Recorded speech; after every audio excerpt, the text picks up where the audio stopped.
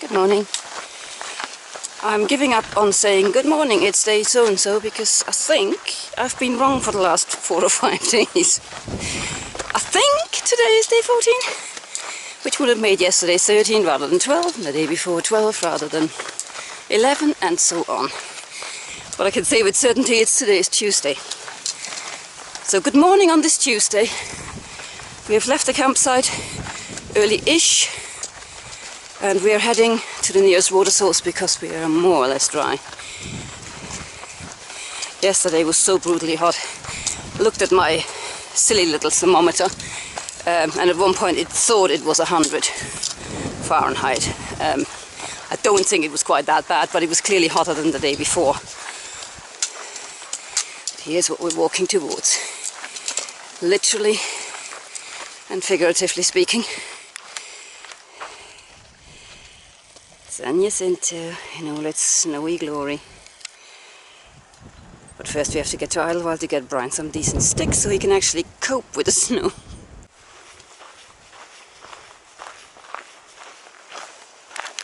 Hiking amongst all these pretty lilac flowers. There's actually more than one type of lilac flower.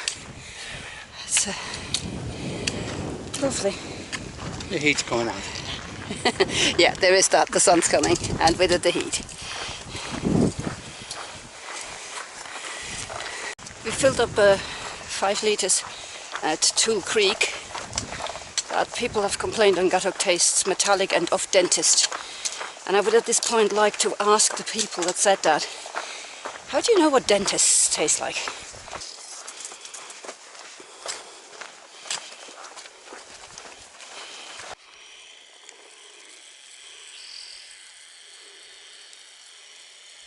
Is it a frog? Is it a lizard? You decide. Having a wee break, filtering the water we've collected, having some breakfast.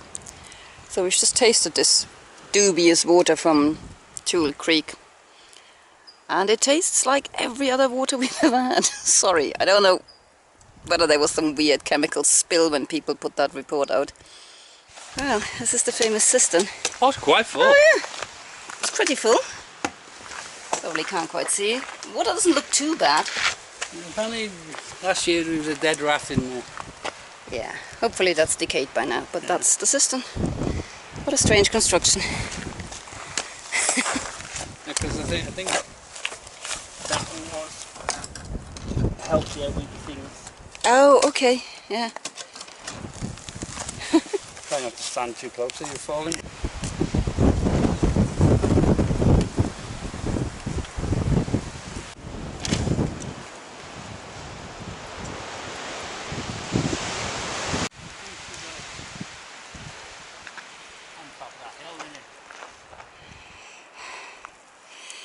It's quite a climb again from the truck road water cache up to Mary's place where we're heading next.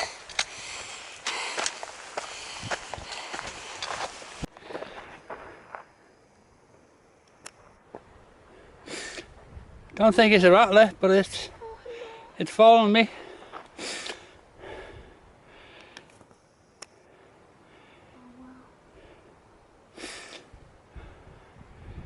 What you said you wanted, wasn't it, Pips? It's up there. Yeah, that rock's definitely pulling a face.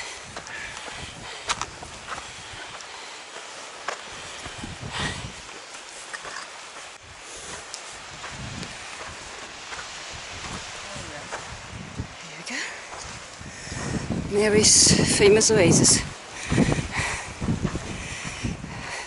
Chock full of people, obviously. Shower to swirl all your hair over there if you want. No, what's the point? I'm going to get sweaty anyway. That's what I was doing. I was in Ireland while tomorrow, so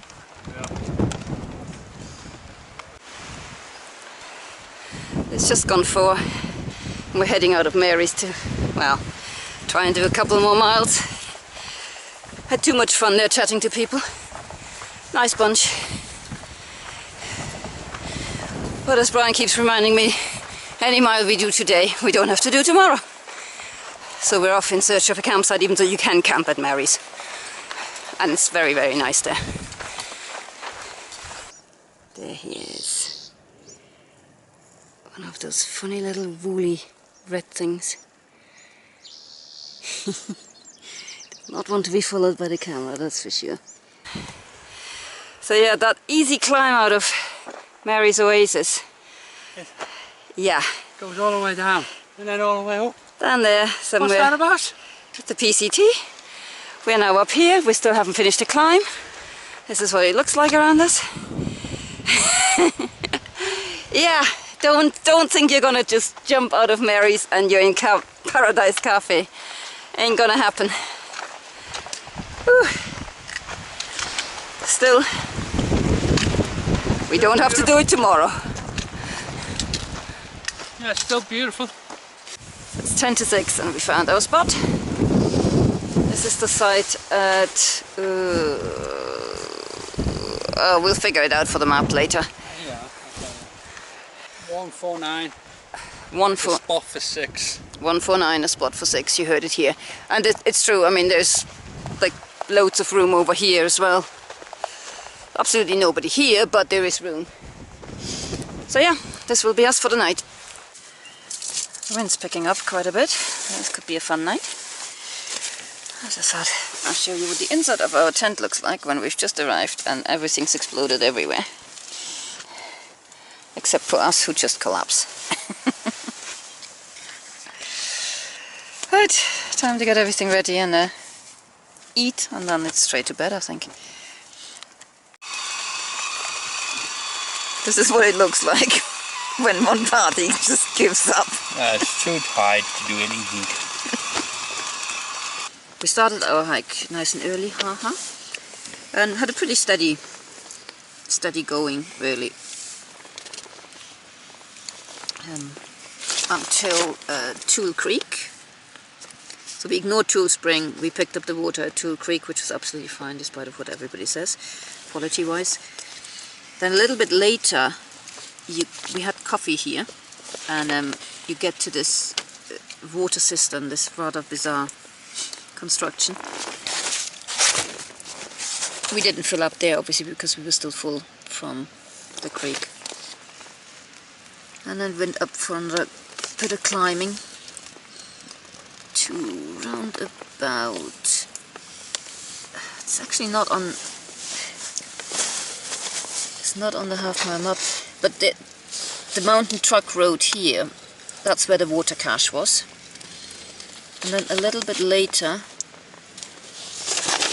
at around mile 146, wrong map, at around mile 146, that's where Mary's place is, somewhere in this dip. It's not on the half-mile map, but yeah, it's a great little spot. Definitely recommend visiting it. We stayed there until, yeah, 4 o'clock, I think, from 2 till 4, just chatting to people. And then we set off for what we thought would be another, you know, 3 miles, easy 3 miles, which turned out to be the most up and down and left and right, and not particularly straightforward. And that's where we're camped now, at 149.4.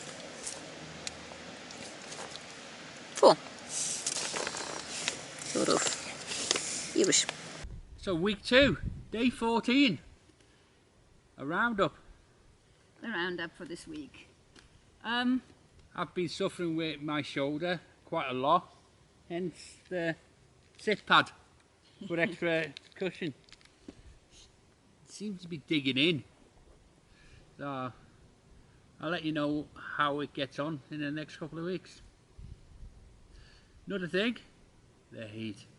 It's been loads of chafing, very painful. But we've been using Body Glide. It's a really good product, isn't it? It's working for both of us. If you use it as it's actually instructed, which is put it on before the chafing starts in the morning, then it really works. A treat. For myself, I have decided to not replace my insoles, which I left at home, after chatting to not one but 2 physiotherapists on the trail. Thank you, Anna and Corey. My feet are actually doing just fine, and both of them were kind of like saying that insoles are just a way of disguising symptoms. They're not doing anything for you, and so far I have to agree. If it ever gets painful, I will obviously, there's plenty of shops, but yeah, I'm just gonna leave the feet as they are and hope they stay good. Want to do a little bit of tongue-in-cheek myth busting. I've had 2 blisters, my regular places, but we had a lot of people on the trail with mares were the super trail runners. Started getting blisters all over, so people are getting the wrong size.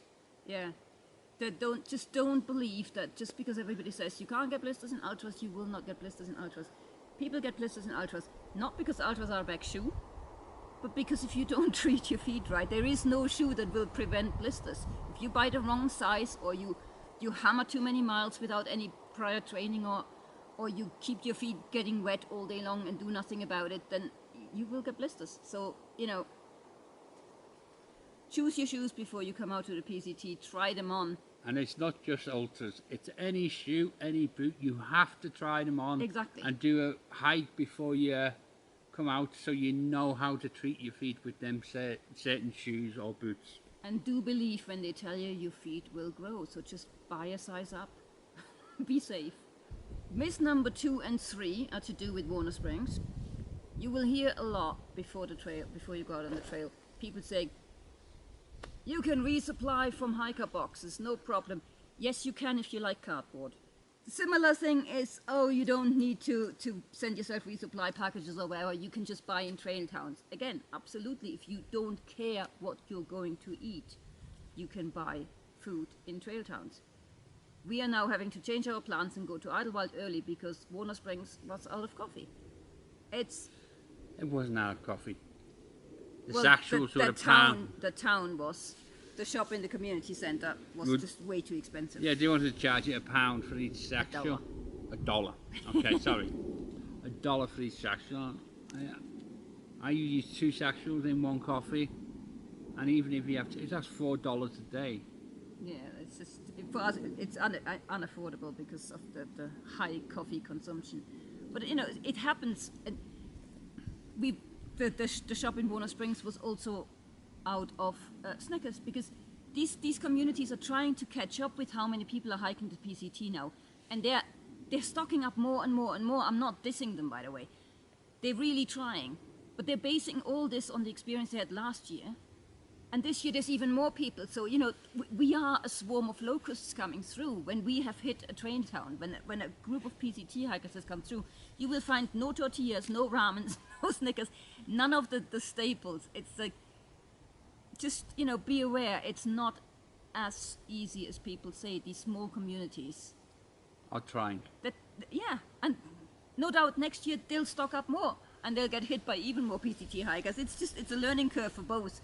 So if you are in the slightest bit fuzzy about what you eat, and I do mean even things like I'd like to drink more than 1 cup of coffee a day, then just do yourself a favor, send yourself some basic supplies. Or use one of the supply companies that are quite reasonable. Right. On that note, here's what we spent this week. We had a burger. A nice burger. Yeah, that was a nice burger. This week has been a really, really slim week because we only spent about $30 on resupply because we were just topping up what we already had at Warner Springs. We spent $46 on eating out at the Warner Springs Grill, I think it's called. Very nice food. Yeah. Very nice waitressing service, by the way. Yeah. Really nice place. Friendly. We spent $17 on that pad, which will hopefully keep Brian from collapsing in pain, and about $37 in donations to Warner Springs and the third water cache. Yeah, I completely ran out of steam speaking there, didn't I? Yes. So yeah, that's all we spent this week. Nice slim week for us. No doubt next week we'll get up again, because Yeah. we're about to hit Idlewild.